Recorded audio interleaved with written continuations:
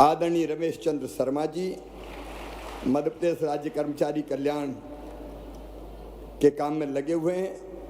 आदरणीय वेद जी योग आयोग के अध्यक्ष, प्रहलाद भारती जी उपाध्यक्ष पाठ्य पुस्तक निगम, बहन रश्मि अरुण समी जी, संजीव जी, अनुभा जी, सत्येंद्र जी, हमारे सभी अतिथि शिक्षक संगठनों से भाई मनोज जी, भाई तूफान जी, भाई सुनील जी, संतोष जी, के पवार जी, ब्रजेश जी, अरुणगिरी जी और मेरे प्रिय अतिथि शिक्षक बहनों, भाइयों, बेटे बेटियों,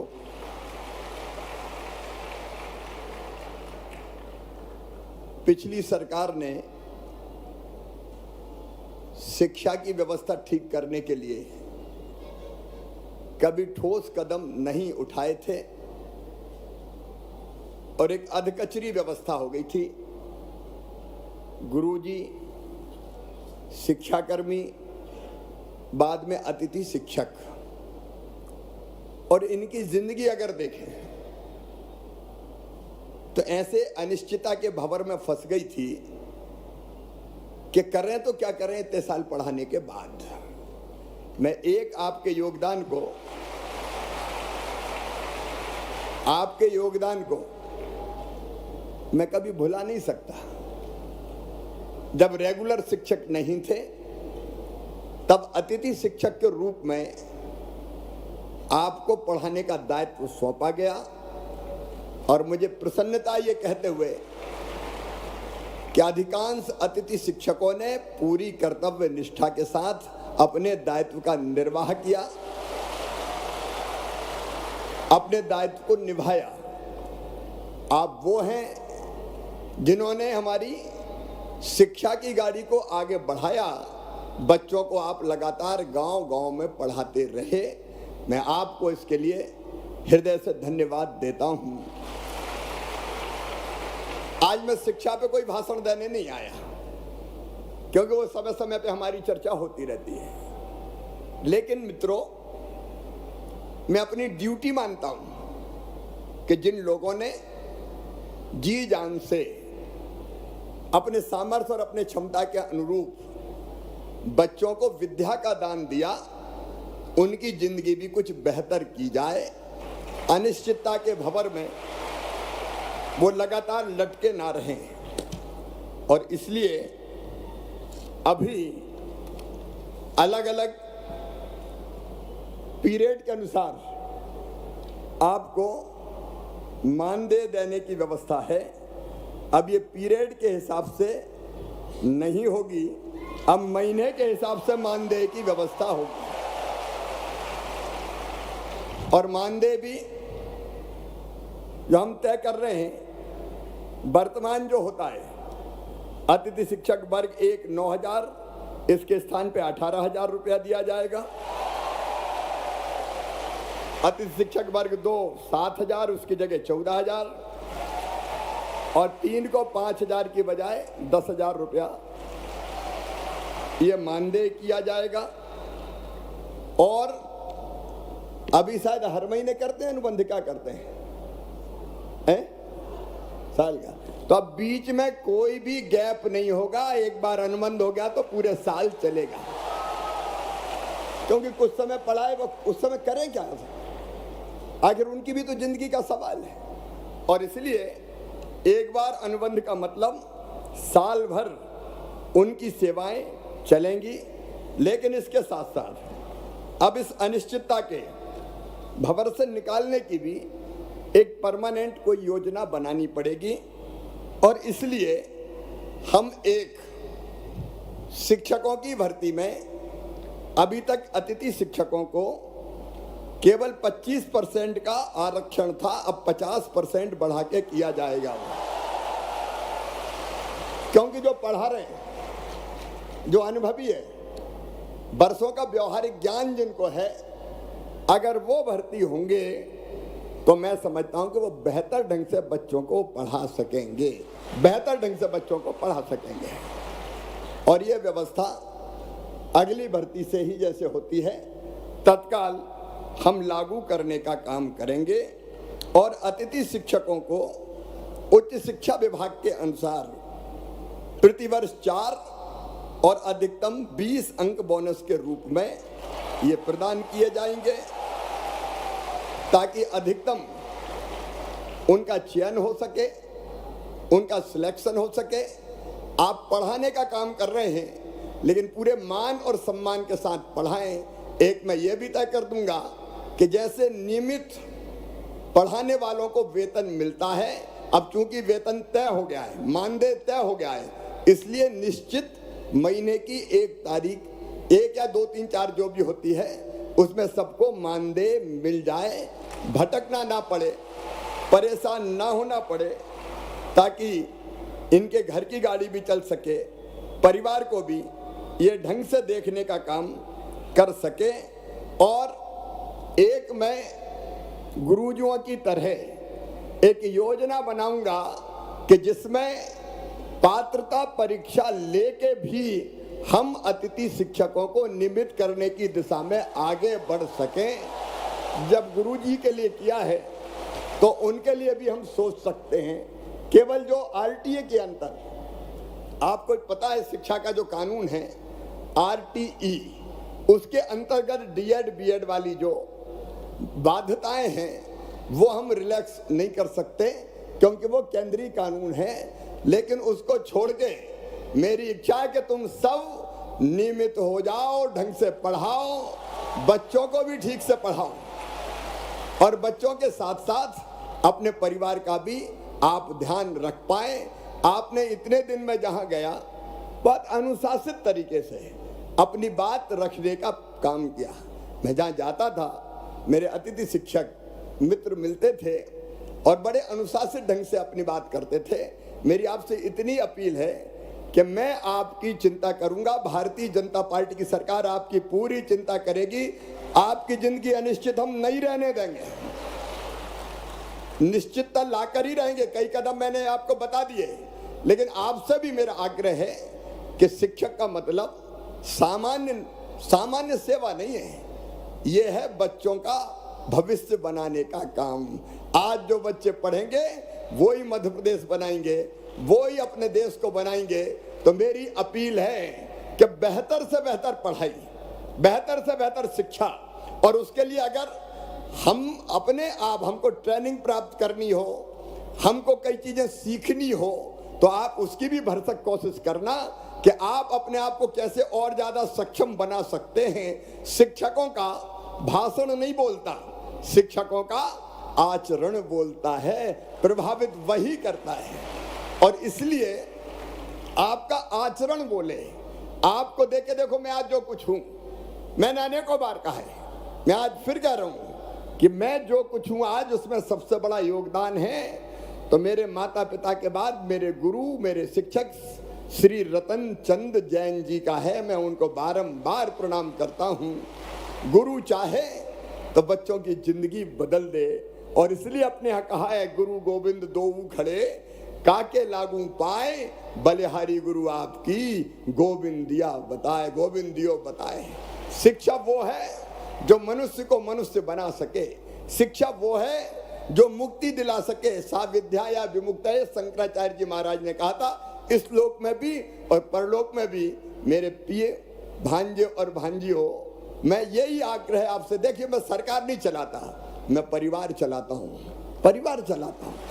शायद ये पहली बार है जब मैंने मध्य प्रदेश के जितने हमारे साथी हैं कर्मचारी, उनकी ऐसी पंचायत बनाई। कोई की हिम्मत है कि पंचायत बुला ले, ये मामई की हिम्मत है कि पंचायत बुलाता है और चर्चा करके समस्याओं का समाधान। क्योंकि आप भी हमारे हो, मेरे परिवार के अभिन्न अंग हो, तो आपका सुख और दुख भी तो मेरा है। आपका एक कमिटमेंट मुझे चाहिए कि पढ़ाने में हम कोई कसर नहीं छोड़ेंगे। बोलो सब तैयार हो तो बोलो भारत माता की। एक कमिटमेंट आपका कि पढ़ाने में आप कोई कसर नहीं छोड़ेंगे, और दूसरा कमिटमेंट मेरा कि मैं आपकी जिंदगी में अनिश्चितता नहीं रहने दूंगा, निश्चितता लाकर ही चैन की सांस लूंगा। और उसकी कई चीजें मैंने आपके सामने रखी है, वो नीति बना के आपके भविष्य को भी सुरक्षित रखेंगे। क्योंकि आपके भी तो बच्चे हैं, आपके भी तो बेटा, कई की तो शादी हो गई और कई बार पहले शादी हो गई, कितने सालों से पढ़ा रहे हैं। मैं समझता हूं कि 15-15 20-20 साल से पढ़ाने वाले भी शिक्षक हैं कि नहीं, अतिथि शिक्षक वो भी हैं। तो ये कहां जाएंगे, इनको कहां रास्ते में छोड़ेंगे? क्या इनको जीने का हक नहीं है? क्या इनको मुस्कुराने का अधिकार नहीं है? और इसलिए आज मैं भरे भाव से कह रहा हूं कि आपकी चिंता मैं करूंगा, जिंदगी में निश्चितता लाएंगे। और ये जो कदम हमने उठाए कि गुरुजी की तरह हम पात्रता परीक्षा भी लेके आपको रेगुलर करने का काम करेंगे। 50% रिजर्वेशन भी हमने 50% शिक्षकों की भर्ती में कर दिया, ताकि आप जो न्यूनतम आवश्यकता है वो पूरी करते हुए बच्चों को ढंग से पढ़ाएं। बहुत लंबा चौड़ा भाषण देने की जरूरत नहीं है। मेरे साथ आप एक बार खड़े होके ये संकल्प लेंगे कि मामा जी, शिक्षा के मामले में, बच्चों को ढंग से पढ़ाने के मामले में और हर संभव सहयोग करने के मामले में हम पीछे नहीं रहेंगे। बोलो सब तैयार हो? तो मेरे साथ बोलिए, भारत माता की, भारत माता की, भारत माता की, सरस्वती मैया की। जाओ मेरे प्रिय साथियों, अब आपका भविष्य सिक्योर है। ढंग से पढ़ाओ और अपने परिवार का भी ध्यान रखो, मध्य प्रदेश को भी आगे बढ़ाओ। बहुत बहुत धन्यवाद।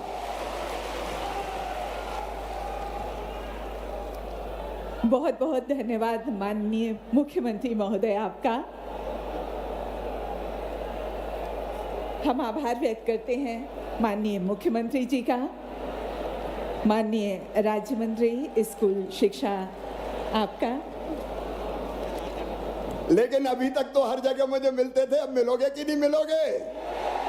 तो ठीक है, फिर मिलते हैं।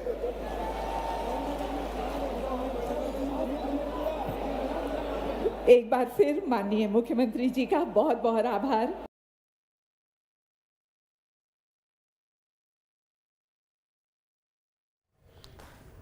तो अतिथि शिक्षकों की महापंचायत, जिसमें बड़ी सौगात दी गई है मुख्यमंत्री की ओर से, जिन्होंने और साथ ही तमाम बड़ी बातें भी अभी आप लोग मुख्यमंत्री की ओर से अपने स्थान पर बैठे रहें। बस थोड़ा सा समय और आप प्लीज अपने स्थान पर बैठे रहें।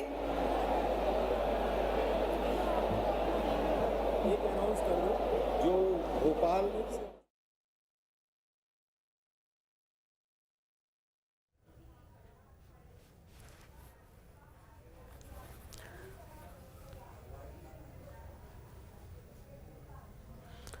तो ये कन्या पूजन की तस्वीरें आपको दिखा रहे हैं। मुख्यमंत्री शिवराज सिंह चौहान ने कन्या पूजन भी किया और इसके बाद अतिथि शिक्षकों को बड़ी सौगात दी। चूँकि यहाँ पर अतिथि शिक्षकों की महापंचायत थी, बड़ी बातें उन्होंने कही हैं। इस महापंचायत में अतिथि शिक्षकों को 50% आरक्षण मिलेगा। साथ ही अतिथि शिक्षकों को अधिकतम 20 अंक भी दिए जाएंगे। उन्होंने कहा, पीरियड नहीं, महीने के हिसाब से भुगतान होगा, अनुबंध पूरे 1 साल चलेगा। तमाम बड़ी बातें। इसके अलावा उन्होंने कहा कि मैं सरकार नहीं, परिवार चलाता हूँ। और अतिथि शिक्षकों ने अपना दायित्व निभाया है, तो उनका यहाँ पर पूरी तरीके से कहते हुए वो नजर आए और सराहना करते हुए भी नजर आए। तो देखिए, अतिथि शिक्षकों को 50% आरक्षण मिलेगा। मुख्यमंत्री शिवराज सिंह चौहान का ये बड़ा ऐलान। और अधिकतम 20 अंक भी मिलेंगे। अब पीरियड नहीं, महीने के हिसाब से भुगतान होगा, अनुबंध पूरे 1 साल चलेगा। तो अतिथि शिक्षकों को बड़ी सौगात दी है, 50% आरक्षण भी मिलेगा। तो अतिथि शिक्षकों को 50% आरक्षण देने का वादा मुख्यमंत्री की ओर से किया गया। और उन्होंने कहा कि अब पीरियड नहीं, महीने के हिसाब से अतिथि शिक्षकों को भुगतान होगा, अनुबंध पूरे 1 साल चलेगा। अतिथि शिक्षकों को 50% आरक्षण देकर एक बड़ी सौगात मुख्यमंत्री की ओर से दी गई है। मुख्यमंत्री ने कन्या पूजन भी यहां पर किया और साथ ही उन्होंने कहा कि अब देश का भविष्य सुधारना है, प्रदेश का भविष्य सुधारना है, बच्चों को बेहतर बनाना है। अतिथि शिक्षक पंचायत को बड़ी सौगात भी उनकी ओर से दी गई। अतिथि शिक्षकों की ये महापंचायत थी।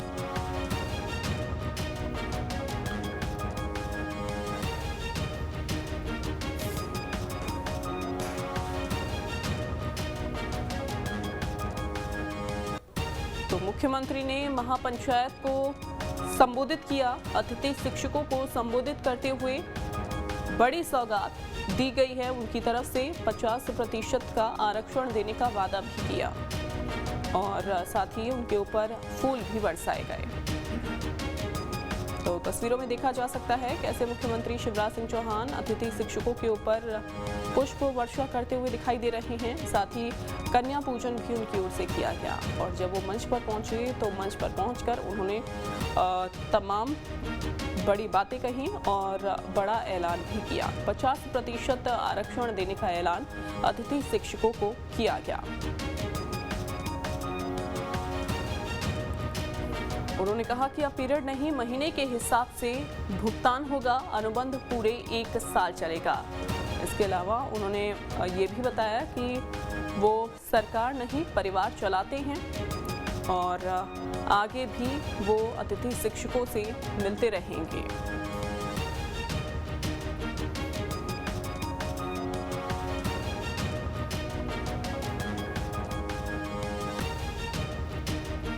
तो देखिए एक बार फिर से ये तस्वीरें किस तरीके से मुख्यमंत्री शिवराज सिंह चौहान पुष्प वर्षा करते हुए दिखाई दे रहे हैं। ये पुष्प वर्षा की जा रही है मुख्यमंत्री की ओर से और साथ ही यहाँ पर तमाम बड़े ऐलान उनकी ओर से किए गए।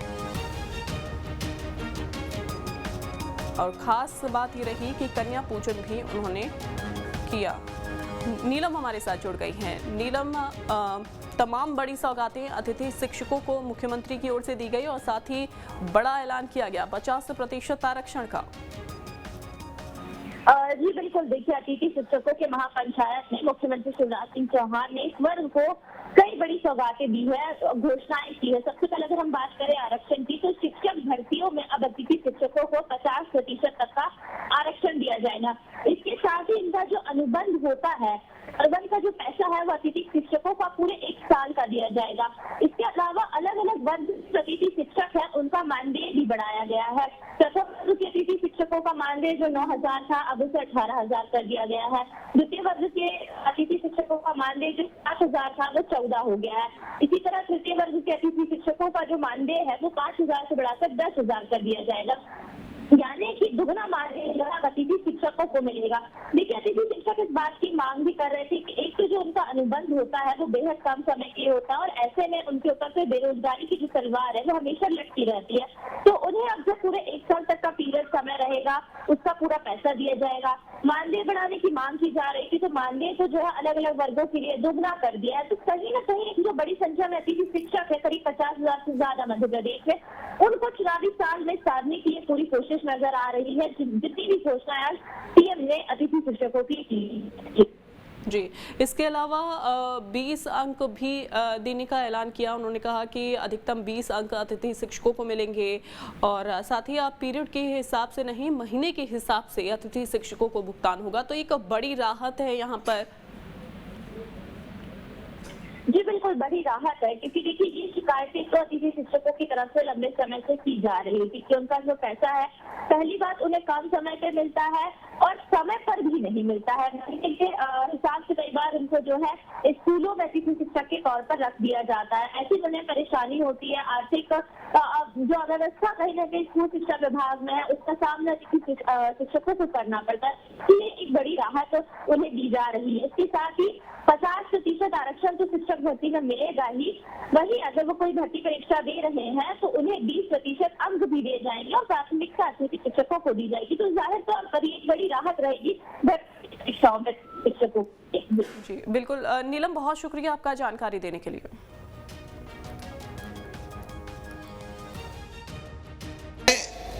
गुरुजियों की तरह एक योजना बनाऊंगा कि जिसमें पात्रता परीक्षा लेके भी हम अतिथि शिक्षकों को नियमित करने की दिशा में आगे बढ़ सकें। जब गुरुजी के लिए किया है तो उनके लिए भी हम सोच सकते हैं।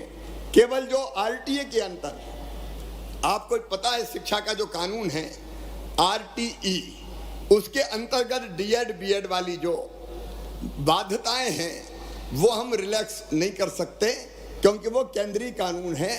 लेकिन उसको छोड़ के मेरी इच्छा है कि तुम सब नियमित हो जाओ, ढंग से पढ़ाओ बच्चों को भी ठीक से पढ़ाओ।